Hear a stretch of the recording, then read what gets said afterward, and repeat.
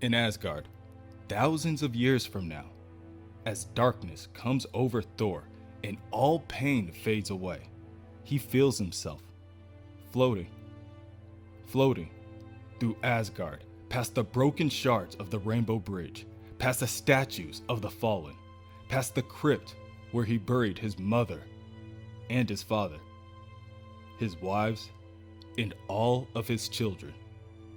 He can feel himself floating on, but he is not dismayed. He goes with a glad heart. He goes to be with his family.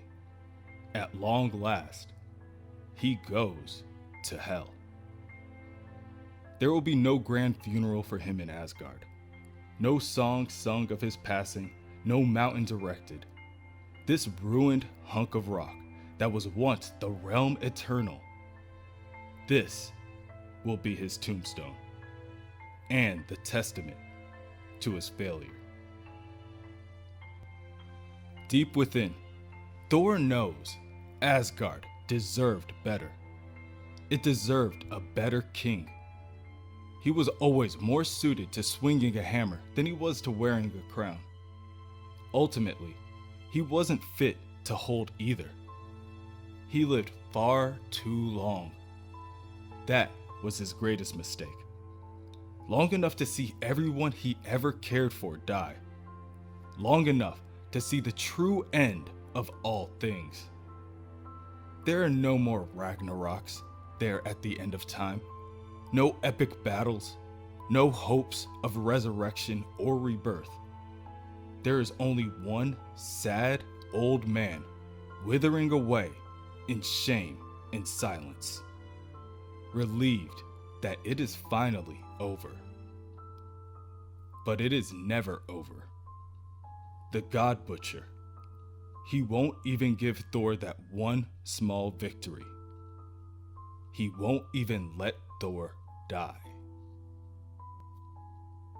Presently, on Earth, within the cave, Thor, the Avenger, continues to question the crying man on who he is exactly. The battered crying man states that he is actually a god.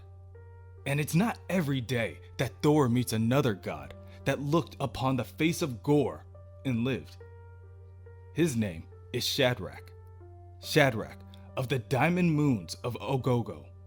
He was the god of wine and waterfalls until he came, the God Butcher. And to this day, Shadrach does not know why Gore let him live, or why he made Shadrach watch as his black berserkers slaughtered the rest of his pantheon. Strangely, it used to amuse Gore. Shadrach's begging for Gore to kill him, to end his suffering. Instead of listening, Gore cut off all of Shadrach's eyelids, so he had no choice but to see. The things that Gore can do with weapons, Shadrach must admit, at the very least, the Butcher is an artist. And of course, gods are such beautiful creatures. Shadrach explains that he knows this to be true because he has seen what they look like on the inside. He can't say for sure, but he may have gone mad at some point. Shadrach escaped while Gore killed his close friend Gennaro, the god of friendship. And Shadrach knew that this cave, this very cave, would be the last place Gore would ever go to look for him. The way Gore spoke about the cave, it was with such reverence, like it was some sort of shrine. Thor looks at the pitiful shell of a god and demands to know where Gore will be going next. However, Shadrach claims that he doesn't know anything, just bits and pieces he heard being screamed, the secrets Gore cut out of the others, like Kronux. Kronux. The word itself is interesting enough. Perhaps the name of the next god Gore is after, wonders Thor. Well, if he is to have any hope at cutting down the killer, Thor will just have to fill in the blank pockets of information himself. And for that, another trip to see the elder librarians in Omnipotent City is needed. Thor takes Shadrach with him against the feeble god's wishes to get the answers they desire. When they arrive, the library is more quiet than usual. Not a sound can be heard until Thor stumbles upon the librarian, beaten and broken on the floor. Shadrach, still on high alert, tries to shield his vision. The sight of the librarian causes him to spiral within his insanity. Within his mind, he revisits the murdering of thousands, the begging, the pleading, the small broken whimpers, the tears, and the ominous footsteps of the Black Berserkers. In the past, Gorr wakes up Thor from his tortured slumber. He tells Thor, in a cool, stilled voice of a veteran craftsman, that now is not the time for sleep. Now is the time for suffering. Thor, the hero of Midgard, hangs upside down in the cave, wrapped by a viscous, shadowy chain from head to toe. Still, Thor is a proud god and demands that Gorr remove the chain so that they can fight on equal terms. Gorr refuses. Instead, he makes a demand of his own.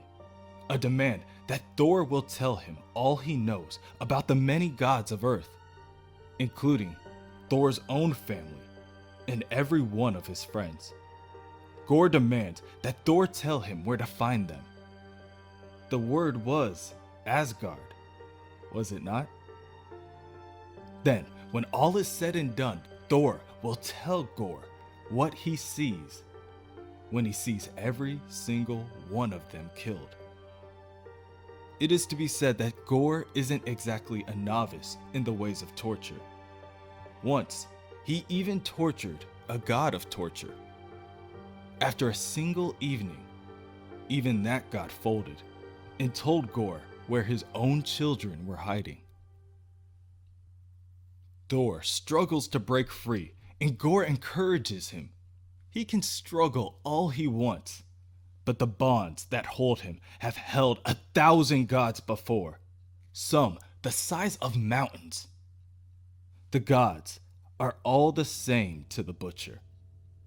They all start out so full of confidence and rage, so convinced of their own blessed immortality, until Gorr shows them what they really are, what their mothers are, their lovers, their infants, their meat, just like the rest of us, meat and bone, blood and innards.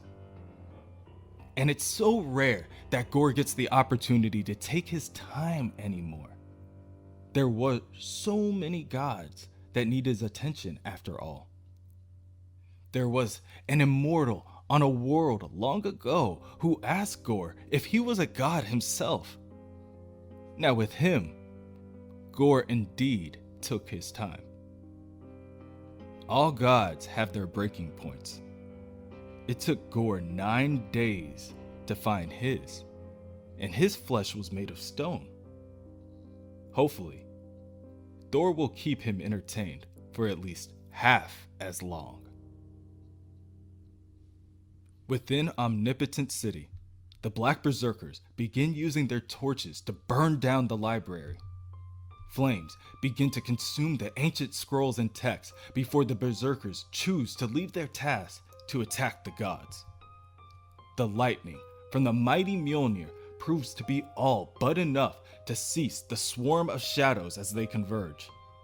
One of the Berserkers sees Shadrach hiding in a corner and attempts to drag him away into the fire.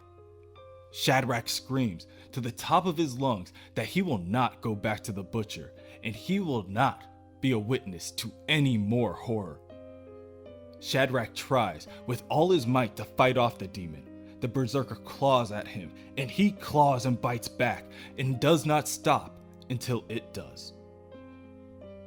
At that moment, the Lord Librarian does everything he can to stand to his feet before rushing over and attacking the Berserker, assaulting Shadrach. The Librarian then looks to Thor to ask him about the goal of these shadowy beings. Thor tells the librarian that they are black berserkers and they are trying to find something or hide something from a god named Kronux. The librarian, now growing angry at Thor's ignorance, tells the god of thunder that Kronux isn't a god. It's a world, a hidden one at that. And the only book that can tell Thor the location of the planet is already starting to burn. Without a second thought, Thor runs into the fire to retrieve the artifact. In the future, King Thor stands from his throne once again. His strength is long gone, but he can still move, so he will not sit on that blasted throne for a second longer. If he cannot walk to his death, like a god of the Vikings, he will crawl to it, like a wounded dog. Thor lifts his arms and calls out to his only ally, Mjolnir, his oldest friend. He tells the hammer that they still have a chance to show the evil in this world that there is still some magic left within these dead halls. At his summon, Mjolnir, which had been planted in the ground from his last battle, stirs awake. The hammer races through the air at speeds untold, tossing the black berserkers in every direction as it passes. The weapon returns to Thor, and he prepares for his final battle for Asgard. Within the library, Thor gets a hold of the burning scroll that alerts him on the location of Kronux and the Palace of Infinity. All the while, bookcases on his left and right burn to the ground, millennia of knowledge lost within minutes. The Lord Librarian uses his own magics to summon water pixies to put out the flames, but even their power is spread far too thin in a situation such as this. Thor emerges from the flames and leaves Shadrach with the librarian, deciding that he will travel to the Palace of Infinity and claim the head of the God Butcher once and for all. On Kronux, Gorr is pleased as he watches his black berserkers torture and bleed out the Kronuxian gods.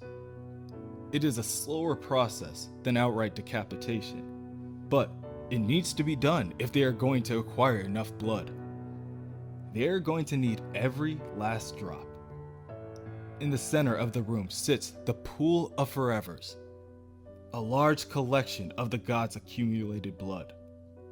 Countless gods are scattered around the rim of the pool, and each of them positioned so that any blood produced by their bodies will simply drain out on its own. Soon, only one god remains, and Gorr tells him that this plan better work. If it doesn't, then the god will have the black berserkers to answer to. The Kronuxian god warns Gorr that no promises can be made. For all the god knows, Gorr may be killed as soon as he gets to where he wants to go. There is no telling what he will find when he goes that far back in time. Does he even know what awaits him there? It is truly a despicable thing that Gorr has done. The Kronuxian gods, the time gods, have always been peaceable beings, caretakers of time, nothing more. They never did anyone any harm. Even so, Gorr claims that he knows more about gods and their history than even a god of time, because he knows the secrets they scream when they're dying. In his travels, he has learned that there are two kinds of gods, those that do harm and those that do nothing at all. He has yet to decide which one he finds more worthy of his wrath, but soon enough, it will no longer matter, as all gods will have one very important trait in common. They will all be dead. In the future, King Thor fights on once again. The waves of berserker beasts do not cease their assault until they are put down. So neither will he. Thor swings his hammer wildly and slams it into the ground, causing an explosion of energy. And with that, any strength the old god has left is gone. But the berserkers continue. One is able to sneak behind Thor and stab him in the center of his back. The berserker lifts Thor into the air and he yells out in pain. The berserker then drops Thor face first into the ground below, and for a while, the god does not move. At long last, the god is broken. He cries into the dirt, asking what the berserkers are waiting for. They've won. The shadowy creatures stand there in silence and return Thor's question with nothing but desolate stares. Thor turns his head to the sky above and asks if Gorr can hear him. He has won, and Thor begs for him to finish it already. Still, no reply. Thor then returns his face to the soil and mutters to himself that he is too old to do this, too tired, too weak. All hope is lost when suddenly a flash of light appears out of nowhere and a cosmic force collides with the ground. Both King Thor and the Black Berserkers look up as they hear the clinking of heavy metal footsteps emerging from the debris. And to their surprise, there stands another, younger Thor, asking, "Where is the butcher of the gods?"